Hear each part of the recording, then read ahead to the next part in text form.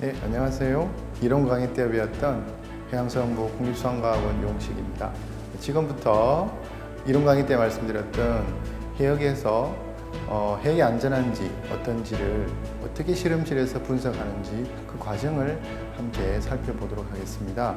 그래서 우선 미생물 실험을 하는 곳에 와서 미생물실에서 병원균과 병원 바이러스를 어떻게 시료로 해서 분리하고 또 동정하고 어떻게 전 과정이 이루어지는지 또 어떤 장비들을 사용하고 있는지 실험실 환경은 어떤지 그런 것을 둘러보면서 단계마다 상세한 설명을 들려드리도록 하겠습니다. 그리고 미생물 실험이 끝나면 화학 실험실로 가서 중금속, 농약, 방사능 이런 것들은 어떻게 검출해내고 있는지 또 어떤 장비들이 있어야 되고 어떤 분석 환경을 구축해야 되는지를 함께 살펴보도록 하겠습니다. 끝으로 독소에 관한 것, 동물학적 실험실도 보여드렸으면 좋겠는데 동물학적 실험실은 보통 생물을 이용해서 검사를 합니다. 즉 마우스에 주사를 해서 독이 있는지 없는지를 검사하게 되는데 저희는 동물 윤리 때문에 마우스 실험은 가급적 영상에 담고 있지 않으니까 그것은 오늘은 보여주지 않는 것으로 그래서 미생물 실험과 화학 실험에 대해서 상세히 함께 살펴보도록 하겠습니다. 네, 지금부터 폐류에서 미생물 검사하는 과정 하나를 보여드릴 건데요. 오늘은 비브리오 검사를 어떻게 하는지 먼저 보여드리겠습니다. 시료를 해역에서 가져와서 우선 펄이나 이물질이 있는 경우에는 흐르는 수돗물에 제거하게 되는데요. 우선 그 단계를 한번 보시겠습니다. 시료 도착 전에 미리 솔과 가제 수건 그리고 모든 것을 멸균을 해서 균이 없는 상태로 만들어 둡니다.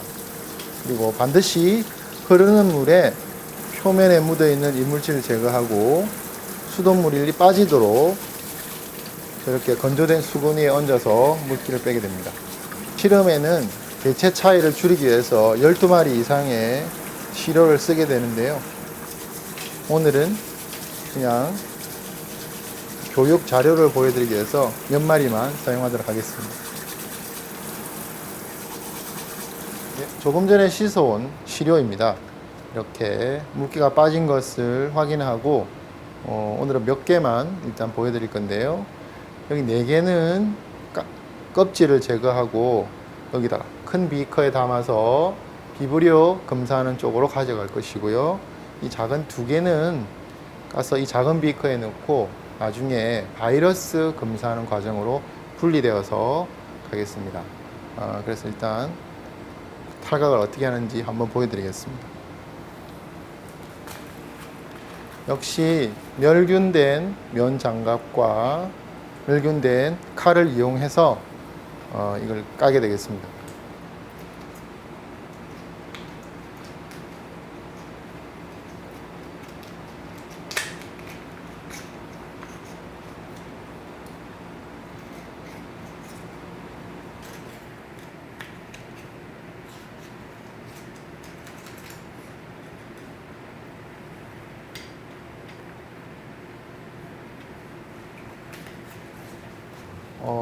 지금 여기를 보시면 이 근육 부분과 내장 부분이 보이시죠? 보통 세균 검사는 이렇게 통째로 검사를 하게 되고요. 바이러스는 주로 이 내장 부분에 모여 있기 때문에 바이러스용으로 따로 구분한 이 시료들은 나중에 다른 방으로 옮겨서 내장에서만 바이러스를 추출하게 됩니다. 지금 다른 방으로 옮겨왔습니다. 앞에 전복을 까고 한 방은 조금 오염된 구역, 시료를 처리하는 곳이고 이곳은 조금 청정한 곳으로 옮겼습니다. 여기서 시료를 균질화하고 이렇게 비브리오가 잘 자라는 배지에 접종할 것이라서 조금 깨끗한 방으로 옮겨서 실험을 계속 진행할 것입니다. 이 전복 시료와 동일한 양의 희석수를 썼고 이 블렌더에서 균질한 다음에 그 균질한 액 일부를 이 미생물 배지에 접종하게 되겠습니다. 지금 시료 무게를 측정하고 있습니다. 아까 시료 무게가 121g이었습니다. 지금 시료와 동일한 양의 희석수를 가하게 되겠습니다.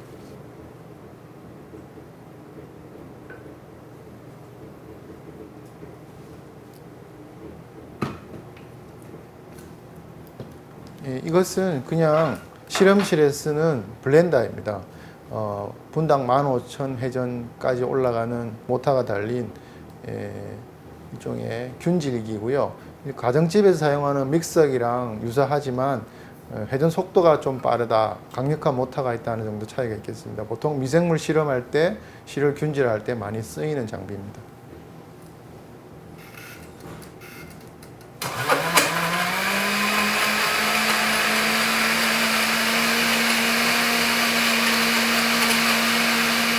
보신 바와 같이 시료가 균질화되었습니다. 균질화의 목적은 시료 개체의 여러 곳에 세균이 골고루 분포하지 않기 때문에 실을 균질화해서 우리가 실험의 정확도를 높이기 위한 것이고요. 또 조직을 이렇게 잘게 파쇄해서 내장에 있는 세균까지 모두 밖으로 나올 수 있도록 하는 과정이 되겠습니다. 지금은 이제 이 균질화된 시료 일부를 들어서 미생물이 증식하는 이 영양 배지에다가 넣어서 배양을 하게 되겠습니다.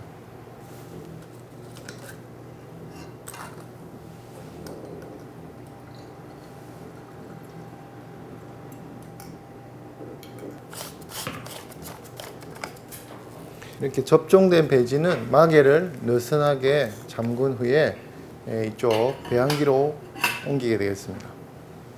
이제 37도로 맞춰진 배양기에 접종한 배지를 넣어서 24시간 배양을 실시하고 24시간 후에 균이 얼마나 자랐나 한번 보겠습니다.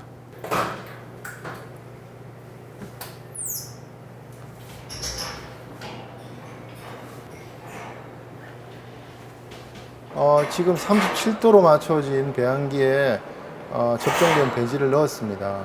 이 배양기는 온도가 정확하게 유지되는 것이 굉장히 중요한데요. 온도가 너무 낮거나 높으면 우리가 원하는 세균 외에 다른 세균이 자랄 수도 있고 우리가 원하는 세균이 자라지 못할 수도 있기 때문입니다. 그래서 이 보통의 배양기들은 외부에 실내 온도가 표시가 되고 있지만 실제로는 한 점에서만 측정을 하고 있기 때문에 상중하 온도 편차가 생길 수 있습니다. 그래서 평상시에 이런 온도계를 상중하 세 단에다가 미리 넣어 놓고 하루에 2번씩 육안으로 배양기 성능이 적절하게 유지되고 있는지를 확인해야 되고요. 이런 작업이 있어야만 우리가 검사를 했을 때 시료에 있었는데도 배양기가 나빠서 검출이 되지 않거나 하는 경우를 미연에 방지할 수 있습니다.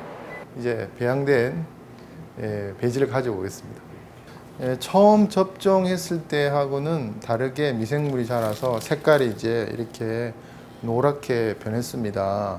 여기에는 우리가 원하는 비브리오균만 있는 게 아니고 이 알칼린 펩톤 워터라는 이 배지에 자랄 수 있는 세균들은 모두 다 자라 있거든요. 그렇기 때문에 여기서 우리가 원하는 비브리오만 딱 자라게 하는, 혹은 비브리오가 자랐을 때 특별한 색깔을 나타내기 위해서 우리가 비브리오구나 하고 알 수 있도록 해주는 다른 선택 감별 배지로 이렇게 접종을 다시 해서 한 번 더 배양을 하게 됩니다. 이 배지는 크로마가라는 배지인데요. 비브리오균이 자라게 되면 비브리오균마다 각각 특이한 블루나 보라색이나 이런 것들을 나타내는 배지고요. 여기다가 이 배양된 배양액을 이 백금선을 이용해서 조금 덜어내어서 여기다 이렇게 그어서 어떤 균이 생기는지 보는 그 과정을 하겠습니다.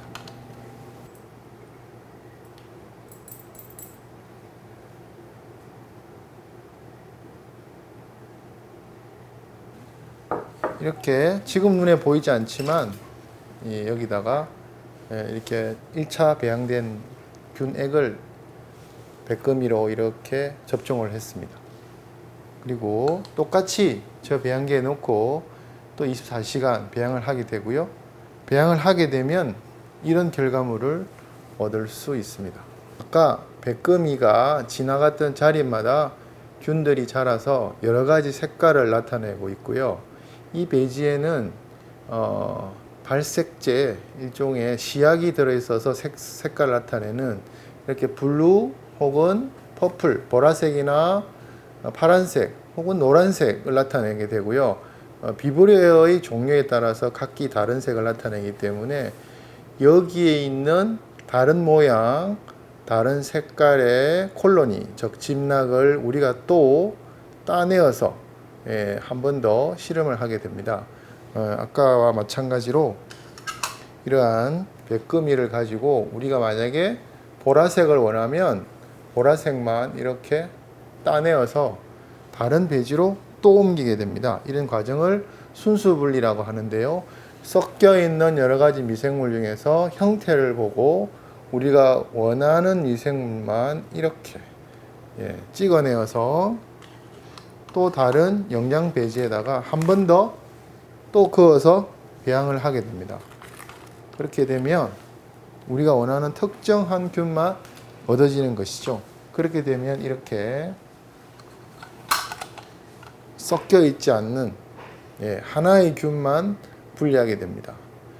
이 과정을 쭉 살펴보면 폐류를 가져와서 까서 균질화한 다음에 1차 배지에 넣고 한번 배양하고 또 2차 선별 배지에 넣고 또 배양을 하고 여기서 형태를 보고 일반 영양 배지로 옮겨서 여기까지 왔는데요. 이게 우리가 순수 분리가 되었다. 여러 가지 섞여 있는 미생물 중에서 독립된 미생물을 우리가 골랐다. 보시는 바와 같이 미생물 종류가 다르기 때문에 성장해 있는 형태나 색깔이 조금 다르죠.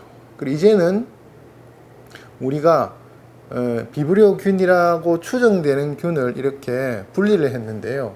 이게 확실히 비브리오 균인지를 이제는 확인을 해야 되는 단계가 남아 있습니다. 지금 보신 단계는 우리가 이렇게 분리해낸 미생물이 비브리오 가지고 있는 여러 가지 생화학적 특성 중에서 이 산소가 있는 조건과 혹은 산소가 없는 조건에서 무엇을 생산하는지를 대사산물을 측정하는 단계입니다. 그래서 이 배지는 트리플 슈가 아이런 아가라에서 여기에 여러 가지 색소가 섞여져 있습니다. 그래서 산소가 있는 조건, 산소가 없는 조건. 배지도 이렇게 만들어졌습니다. 산소가 있는 조건과 산소가 없는 조건. 그래서 이 두 쪽에다가 다 세균을 발라서 각각 산소가 있는 조건, 없는 조건에서 어떤 반응을 나타내는지를 측정하는 것이고요. 혹은 또 어떤 세균은 황화합물을 생산하기 때문에 그 황화합물도 보게 되는 것입니다. 그래서 금방 보신 대로 접종할 때 이렇게 세균을 묻혀서 넣은 후에 여기 산소가 있는 표면에다가도 세균을 묻히고 산소가 없는 곳에는 이렇게 깊숙이 찔러서 산소가 없는 거에 찔러서 세균을 양쪽에서 키우게 되면 각기 다른 반응을 보이고요. 이 결과가 세균마다 다르게 나타난다는 말씀입니다. 결과를 보여드릴게요.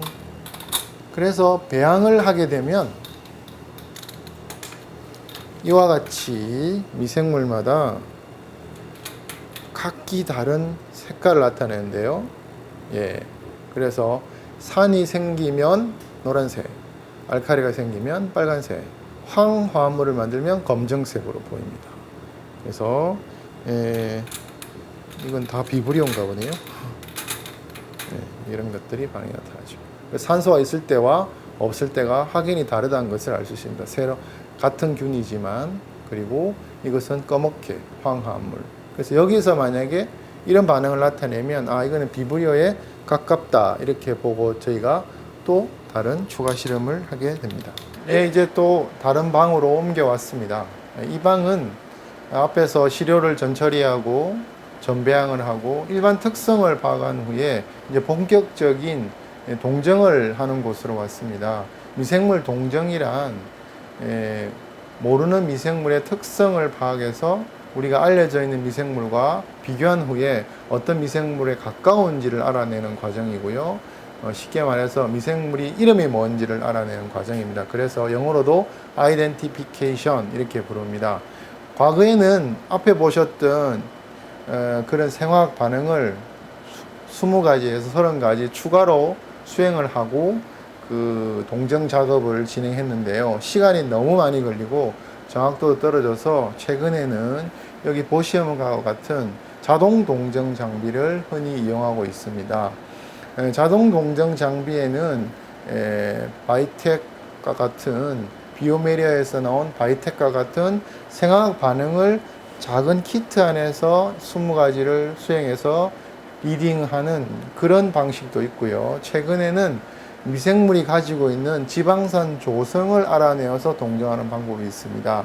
그래서 앞에 말씀드린 생화학 반응을 축소시킨 자동화한 바이텍 방식은 생화학 반응이 일으키는 결과물이 나타내는 색깔을 보고 알아내는 것이고, 얘는 메스 기법이죠. 토프 메스 기법으로 미생물이 가지고 있는 지방산을 쪼개서 그 나오는 산물의 패턴을 보고 동정해내는 그런 방식이 되겠습니다. 두 가지 다 장단점은 있고요. 두 방식 다 나온 결과를 데이터베이스와 비교해서 미생물을 동정하는 그런 과정을 거치게 되겠습니다. 그러면 한번 장비에 어떻게 시료를 넣고 운전을 하는지 한번 보시겠습니다. 지금 보시는 이 판은 여기 이렇게 순수 분리해서 배양한 미생물을 이 장비에 로딩하기 위한 일종의 어댑터 같은 것이라고 보면 되겠습니다. 이 하나 원형의 칸에 미생물을 도포해서 이 기계에 넣어주면 이 기계가 이것을 가져가서 여러 가지 단계를 거쳐서 분석을 하게 되겠습니다.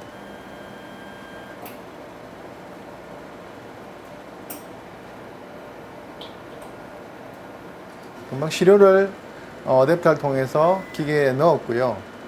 그러면 기계가 이제 시료를 안으로 끌고 가서 자기의 정해진 과정대로 운영을 하게 됩니다. 분석 시간은 홀 하나당 한 1분 정도 되고요. 시료를 전체 다 넣게 되면 대략 1시간 정도 있으면 결과가 나오고, 그 다음에 이 나온 결과는 옆에 있는 PC로 다시 넘어와서 이 PC에서 저장해 놓은 정보와 비교를 해서 어떤 미생물인지 알아내게 되는 것입니다.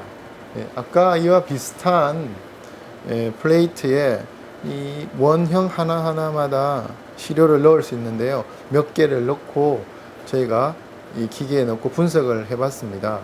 그래서 화면에 보시면 여기 이 플레이트와 같은 형상을 표시를 해놨습니다. 여기 이렇게 색깔로 보이는 것이 우리가 시료를 넣었던 그 위치를 나타내는 것이고요. 가로, 세로, 행종으로 숫자와 알파벳으로 해서 교차해서 DO 이런 식으로 그 위치를 알 수 있도록 해놨고요. 그 결과가 여기 나와 있습니다. 보시면 DO 열과 행에 시료를 넣었는데 결과는 비브리오 파라헤몰라이티쿠스라고 이렇게 나왔습니다. 그래서 이 아까 우리가 분리했던 균이 사람이 먹었을 때 배를 아프게 하는 그런 비브리오였다 하는 것이 나왔죠. 그렇게 되면 어떻게 해야 되겠습니까? 그 폐류에서 만약에 우리 배를 아프게 하는 식중독균이 있다고 하면 그 폐류에 왜 식중독균이 있는지 원인을 파악해야겠죠. 그리고 그 원인을 파악한 후에 이 균이 여름철에 높은 수온을 좋아하는 균이기 때문에 폐류를 물에서 건져 올린 다음에 사람이 먹는 그 과정, 유통되고 진열되고 판매되는 과정에 이 균이 자라지 못하도록 온도를 안전하게 관리해야 될 필요성이 있다. 이렇게 우리가 통보를 하게 됩니다. 그렇게 함으로 해서 여름철에 그런 폐류를 먹을 때 이런 균이 나올 수 있기 때문에 온도 관리를 잘해야 된다는 그런 관리점을 제시하게 되는 과정이 되겠습니다. 이제 또 다른 방으로 왔습니다. 여기는 조금 좀 환경이 다르죠. 여기는 좀 격리되어 있습니다. 양압이 형성되어 있고요. 밖에 있는 공기가 못 들어오도록, 왜냐하면 여기서 바이러스 실험을 할 거거든요. 아까 말씀드린 것처럼 바이러스는 이 폐류의 어떤 건육 부분보다는 주로 내장에 대부분 다 모여 있기 때문에 우선 폐류 시료를 이 방에 가지고 와서 내장만 분리하는 작업을 먼저 하겠습니다.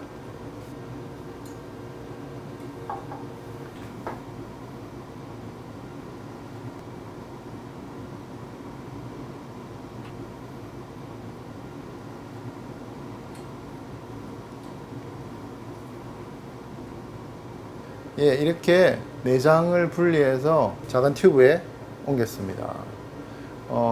바이러스 실험할 때 굳이 이렇게 내장만 따로 모으는 이유는 바이러스가 여기 많이 있는 것도 있지만 또 다른 이유가 있습니다. 바이러스는 앞에 보신 세균과는 다르게 숙주의 몸 밖으로, 즉 사람의 몸 밖으로 나오면 자라지 않습니다. 그래서 키울 수가 없기 때문에 바이러스의 유전자를 추출해서 유전자의 존재로 바이러스 유무를 확인하게 되는데요. 그 과정에는 중합효소 연쇄 반응이라는 유전자 증폭을 하는 과정이 있습니다. 그 유전자 증폭 반응에 이 보통 근육에 있는 글리코겐이나 다른 성분들이 방해 요소로 작용합니다. 그래서 바이러스가 많이 들어있는 부분을 따로 모으는 것이 첫 번째 목적. 두 번째는 일반 근육이나 이런 곳에 있는 글리코겐과 같은 유전자 중합효소 PCR 반응 방해 물질을 제거하는 그런 목적, 두 가지 목적으로 이 과정을 수행하게 됩니다. 그리고 이제 이걸 모았으니까 다음 단계로 더 넘어가 보겠습니다. 단백질 분해 요소를 저기다 일정량 가해서 배양한 후에 조직을 다 분해하고 그 바이러스 입자가 있는 경우에는 조직 밖으로 유출되도록 하는 단계를 했다고 보시면 되겠습니다. 그래서 조금 맑아졌죠. 앞에 내장이 모인 단계보다는 상당히 좀 연해지고 맑아졌습니다. 그래서 조직이 다 단백질 분해에 의해서 녹았고 그 조직 속에 있던 바이러스가 저렇게 액체로 이렇게 유출되었다고 보시면 되겠습니다. 그래서 폐류실을 가져와서 씻고 까서 내장을 분리한 후에 그 내장을 단백질 분해 요소로 녹여서 그 안에 있는 바이러스 입자를 액체로 이렇게 옮긴 그 상태가 되겠습니다. 그다음 여기서 이거를 가지고 유전자를 뽑겠습니다. 예, 이제 전처리한 바이러스 시료에서 유전자를 뽑는 과정을 설명드리겠습니다. 예, 보통 여기 보시는 이런 키트로 된 제품을 이용해서 식품으로부터 혹은 다른 검체로부터 그 유전자를 분리하게 되는데요. 바이러스에 따라서는 DNA를 분리할 때도 있고 RNA를 분리할 때도 있습니다. 일반적으로 노로바이러스와 같은 것은 RNA를 가지고 있는 바이러스입니다. 이 안을 보시면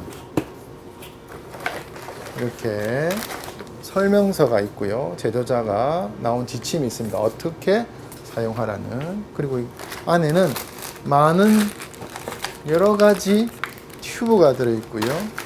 그 다음에 이렇게 시약들도 들어있습니다. 그래서 여기에 있는 제조자가 말한 순서에 따라서 시료를 어디 넣고 어떤 시약을 어떤 순서로 넣고 또 원심 분리하고 그런 과정을 거쳐서 보통 유전자를 추출해 왔습니다. 그런데 이 과정이 상당히 귀찮고 또 숙련도에 따라서 편차도 있게 됩니다. 그래서 최근에는 여기에 있는 모든 과정을 자동화해서 누구나 손쉽게 유전자를 뽑고 또 개인 간 편차를 줄일 수 있는 그런 자동화된 장비들이 보급되었고 그 과정을 한번 보여드리겠습니다. 이제 또 방으로 옮겼습니다. 방이 너무 많죠? 아까 유전자를 지난번에 보신 그 기계에서 뽑았습니다. 그러면 최종적으로 이렇게 거의 투명한 액체에 조그만한 양의 용액을 얻을 수 있는데요. 여기에는 우리가 원하는 RNA 혹은 DNA가 있다고 생각할 수 있겠습니다. 그러니까 그 조개에 아까만 전복에서 내장을 드러내고 그 내장을 녹여서 처리하고 내장에서 유전자를 뽑았는데요. 여기에는 그러면 우리가 원하는 바이러스의 유전자만 있는 게 아니라 전복이 가지고 있던 전복 자체의 유전자도 섞여 있습니다. 그래서 여기에서 전복의 유전자 말고 우리가 원하는 바이러스의 유전자만 찾아내야겠죠. 그 단계를 하려면 바이러스 유전자를 우리가 볼 수 있게 많이 복사, 증폭을 해야 되는데 바로 이 기계로 하게 되겠습니다. 이 기계가 유전자를 증폭하는 유전자 증폭기, 영어로는 Thermal Cycler라고 부르는 증폭기가 되겠습니다. 복잡한 기계는 아닙니다. 온도를 올렸다 내렸다 반복하면서 계속 유지해주는 그런 작업이 되겠고요. 이 유전자를 여기 보시면 이렇게 파랗게 보이는 또 작은 튜브에 담긴 파란 용액이 있죠. 여기에는 유전자를 증폭하는 데 필요한 효소, 폴리머레이즈 중합효소와 그 재료가 되는 DNTP 그리고 마그네슘 미가이온 등등이 들어있는 용액이 되겠습니다. 여기에다가 우리가 원하는 이 유전자 뽑은 것과 그리고 바이러스 유전자만 증폭하는 특이한 프라이머라는 물질을 섞고 이 기계에 이렇게 로딩을 합니다. 그럼 여기에는 바이러스 유전자, 굴 유전자가 섞여 있는 용액 일부와 그 증폭하는 다른 시약을 섞어 놓고 닫고 계속 일정한 조건으로 온도를 올렸다 내렸다 하면 우리가 원하는 유전자가 100만 카피 정도 이렇게 증폭이 돼요. 숫자가 많이 늘어서 원래는 전복 유전자가 많았겠지만 이 기계 안에서 바이러스 유전자가 100만 배 늘어나기 때문에 전복 유전자들은 상대적으로 숫자가 훅 줄어들어서 우리 눈에는 안 보이는 그런 단계가 되겠습니다. 이 과정은 보통 2시간에서 3시간 정도 걸리고요. 실험이 다 끝나게 되면 이와 같이 똑같은 상태로 나오지만 처음하고는 다르게 바이러스 유전자가 많이 늘어있다. 100만 배 정도 늘어있다고 생각하시면 되겠습니다. 만약에 바이러스가 없었으면 유전자는 안 나올 것이고요. 있었다면 100만 배 정도 늘어서 기계로 검출하게 되겠습니다. 지금까지 쭉 여러 과정을 거쳐서 바이러스 유전자를 증폭하는 것까지 했습니다.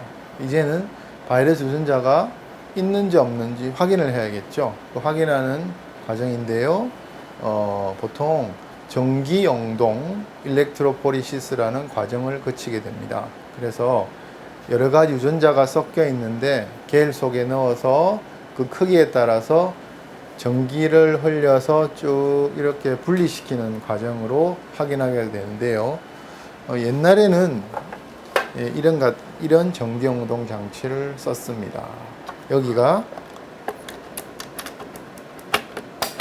전원부가 있고요.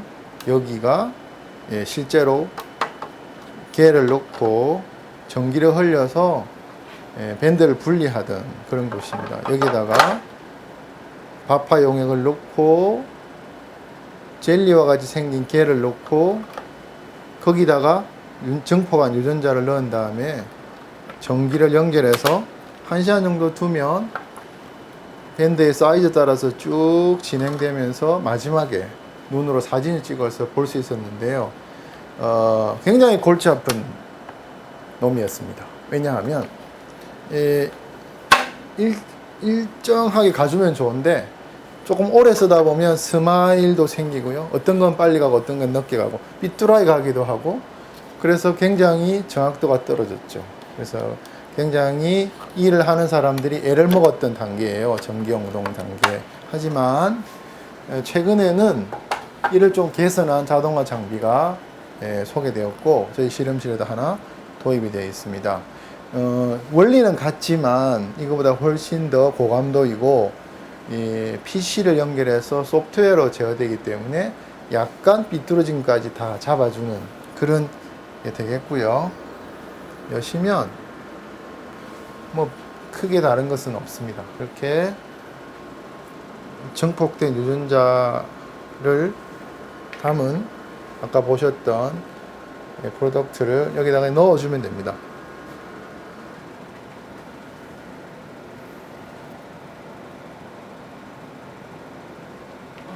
PCR 프로덕트 증폭된 산물을 넣었고요.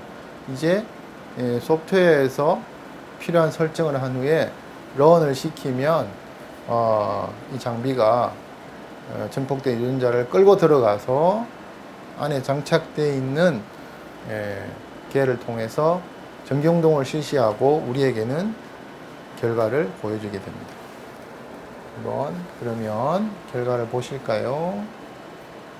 아마 이런 실험을 해보셨던 분들은 이렇게 밴드가 잘 나오기가 힘들었다는 걸 아실 거예요. 옛날 아까 보여드렸던 장치에서는요. 지금은 이 감도도 높을 뿐만 아니라 이 소프트웨어가 여러 가지 에러를 잡아줘서 이렇게 우리가 보기 편하게 양성과 음성을 판정하기 쉽도록 이렇게 보여주고 있습니다. 그래서 우리가 만약 페루시료에 바이러스가 있었다면 여기 보시는 것과 같이 진한 색으로 이렇게 밴드가 표시가 되고요. 이 밴드들이 나오면 우리는 바이러스가 있다 이렇게 판단하게 되겠습니다. 페루에서 바이러스가 있다. 어떤 이유입니까? 이론 강의 시간에 말씀드렸죠. 뭔가 오염원 관리가 잘못되었다. 육상이든 해상이든 환자가 배설한 분뇨가 바다에 들어왔고 그걸 갖다가 페류가 몸에 축적하였다 이렇게 됩니다. 그렇게 되면 이렇게 바이러스가 검출된 페류가 나온 해역은 일시적으로 채취가 중단이 되고요. 지방자치단체, 시와 군에서는 원인 조사를 합니다. 뭐가 문제였는지. 그리고 문제가 되었던 오염원을 모두 깨끗이 하거나 건절한 후에 다시 실험을 하고 바이러스가 안 나올 때 되면 그때 다시 페류를 채취와 생산을 재개하게 되는 과정입니다. 네, 여러분 그리고 다른 곳에서 뵙겠습니다. 이곳은 조금 뭔가 좀 구조가 특이하죠. 여기는 화학 실험을 하는 곳에 왔습니다. 지금까지는 미생물 실험하는 쪽에서 설명을 드렸고요. 이제는 화학 분석, 주로 농약, 중금속, 상생제, 방사능 물질 이런 것들이 우리 양식을 할 때 의도적으로 첨가하기도 하고 혹은 비의도적으로 흘러와서 오염이 되기도 하는데 페루 같은 경우에는 대부분 다 비의도적인 환경 유래가 되겠고 의료나 갑각류 같은 것은 질병 예방을 위해서 항생제 같은 걸 사용하기 때문에 그런 잔류가 기준치를 초과하는지 그런 것들을 실험하는 곳이 되겠습니다.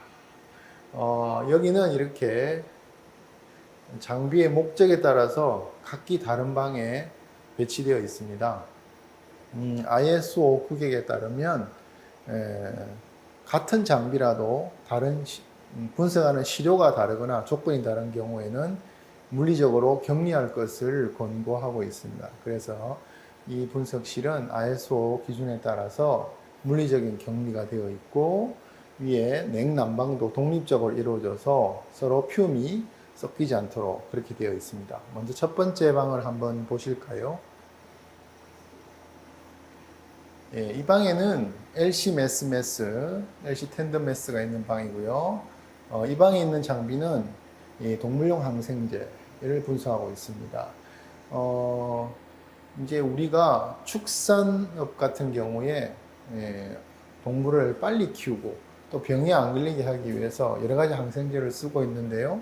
이 항생제가 적절하게 처리되지 못하면 역시 하천이나 강을 따라서 바다로 들어와서 우리 양식하고 있는 수산물을 오염시키기도 하고요.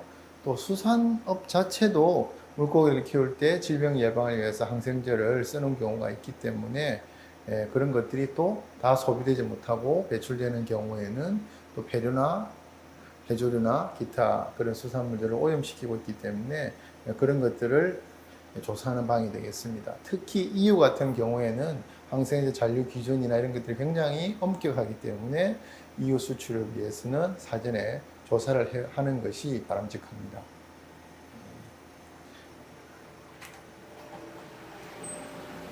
여기 보시면 장비 2대가 SMS가 있고요. 그 외에 이 장비를 지원하기 위한 질소 발생 장치나 기타 국소 배기 장치들이 배열되어 있습니다.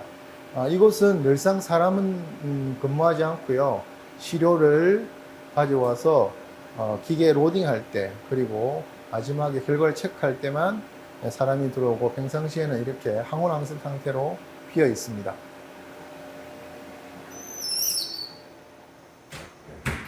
예, 이것은 급기와 배기 장치를 조절하는 조절판입니다.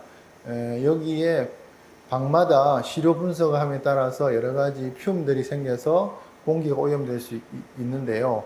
일정한 온도와 습도를 유지하기 때문에 계속적으로 급배기를 하면 온도와 습도 밸런스가 깨져서 일정 시간 간격으로 자동 혹은 수동으로 경기를 교환해서 오염도 줄이고 온습도를 유지할 수 있도록, 그런 것들이 실별로 독립적으로 설치가 되어 있습니다. 여기도 역시 LCM SMS가 있는 방인데요. 같은 종류의 장비지만 목적을 달리하고 있습니다.